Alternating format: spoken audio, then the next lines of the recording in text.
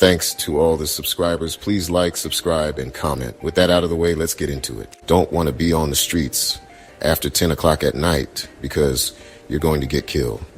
It's a war out there. On the streets of Asbury Park, New Jersey, in late 2013, it wasn't uncommon for gang members to terrorize residents by committing robberies and killings of rival gang members, while some in law enforcement were attempting to stop the violence. Other officers had a hand in it, tipping off gang members.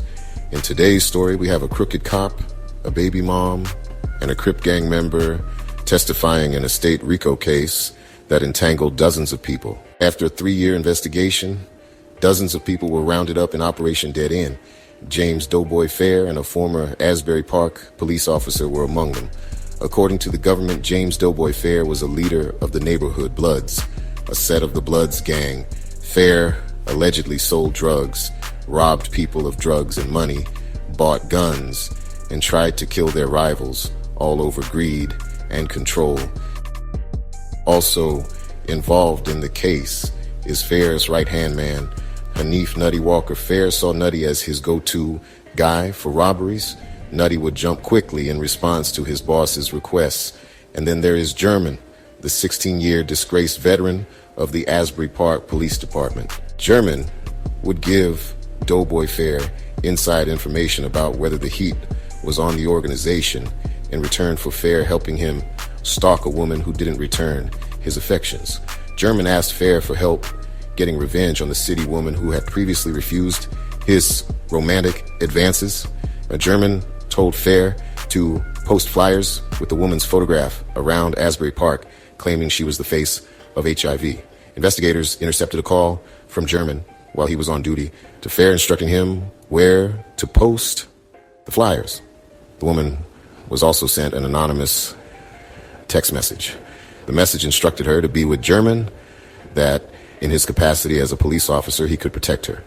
But she went to the police department after she realized his identity when German sent her a picture of himself from the phone. In retaliation, German filed a harassment complaint against her, a real stand-up guy. Doughboy Fair's baby mother, Sierra Williams, would testify at his trial.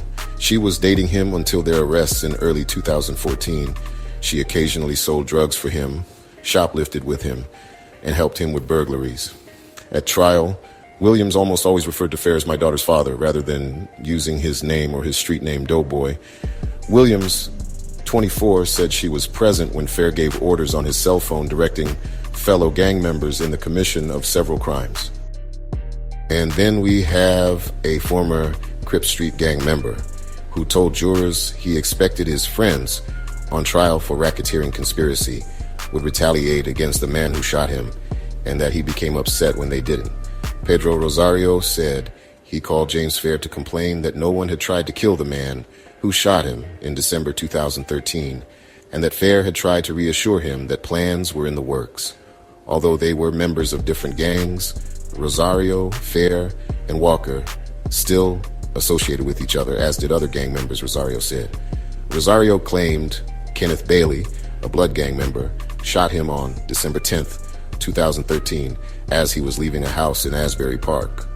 He didn't initially tell police who shot him because he wanted retaliation and because he feared for the safety of his mother if he had snitched.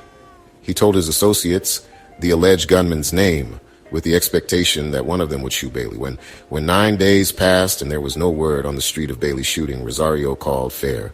"I've been shot." "Nobody died yet?" asked Fair. In that telephone conversation recorded secretly by police and played for the jury, Fair told Rosario they's doing the best they can. Fair also told Rosario people get shot every day as a way to downplay the seriousness of the shooting. Rosario, who went by the street name Tadao, said Walker was in the room with Fair as they had that conversation, further implicating Walker. He described Walker as a friend who cared about him and said Fair was Walker's right-hand man. He said Doughboy and Nutty had rankings high enough in the organization to carry guns and to dole out the weapons to those who needed them. Rosario was arrested in March 2014 and pleaded guilty in September 2014 to racketeering conspiracy. Under that plea deal, his 30-year potential prison sentence could be reduced to 7 years. Doughboy Fair's baby mother, Sierra Williams, would testify at his trial that Fair called for 2 gang members to shoot a man in December 2013. She said she and Fair were at an electronics store in Asbury Park when Fair recognized someone inside wearing a red hoodie. She said he called fellow Bloods gang members Alex Walton and Shamir Reed and told them to shoot the man once he left the store. Doe told them what to do, on the phone and in person, she said. He told them to go shoot that boy. At the time, police had been monitoring Fair's phone calls, so the police went to the store in unmarked vehicles to prevent the shooting. And it worked. Fair directed Walton and Reed to abandon their plans. He said, "That boy got an angel bomb." Angel on his shoulder, Williams said, noting she and Fair didn't realize at the time it was no coincidence that police went to the area when they did. Earlier that same day, while at the same store, Fair saw a customer with a large knot of cash. He called other gang members to rob the man. She told of another event in September 2013 when Fair and others were interrupted as they burglarized an Asbury Park home. He brought her back to the scene minutes later to retrieve a safe he had tossed out the window before fleeing. They were arrested and her car was confiscated after a neighbor recorded them putting the safe in the trunk of Williams's white Mazda. Because Williams's driver's license was suspended, she got her grandmother to rent her a couple of cars before she bought a black Audi and registered it under the name of one of Fair's drug customers. Williams said she tipped off Fair about when a friend in their apartment building wasn't home in December 2013 so that he and others could break in and steal cocaine. Williams testified that Fair got angry with her when she forced him to return her Audi that he and others planned to use to rob someone in nearby Ocean Township in January 2014. The robbery occurred, but without him. He got mad. "I messed up his moment," she said he told her at the time. Williams said Fair often bartered with a drug customer to use her light blue van while he committed crimes. He used that van when he robbed a customer at Centerfold's strip club in Keyport, Williams testified. The customer was to join Fair outside to buy drugs, but instead Fair stole the man's designer watch. Williams earned money shoplifting baby clothes and other items for which friends and acquaintances placed orders. But then she learned she could make more money stealing electronics and other items and selling them to Cash It In, a pawn shop in Neptune City that resold the items online. She said she could often earn $1,000 a day, 6 days a week, by selling the stolen items to the pawn shop, which was closed on Sundays. Williams was facing prison time after pleading guilty to racketeering, shoplifting, and conspiracy, but through an agreement with the Monmouth County Prosecutor's Office, she could be sentenced to 9 years in prison by cooperating with law enforcement and testifying against her former boyfriend.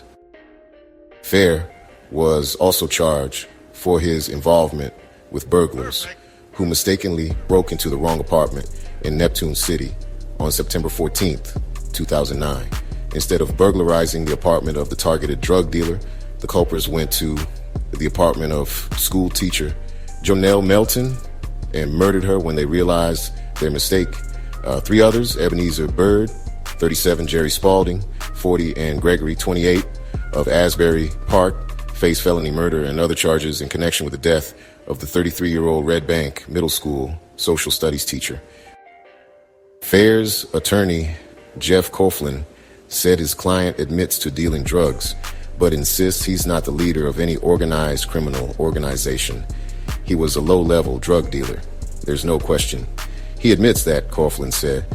What you will see as this case progresses is just a bunch of independent, spontaneous, disorganized friends from childhood.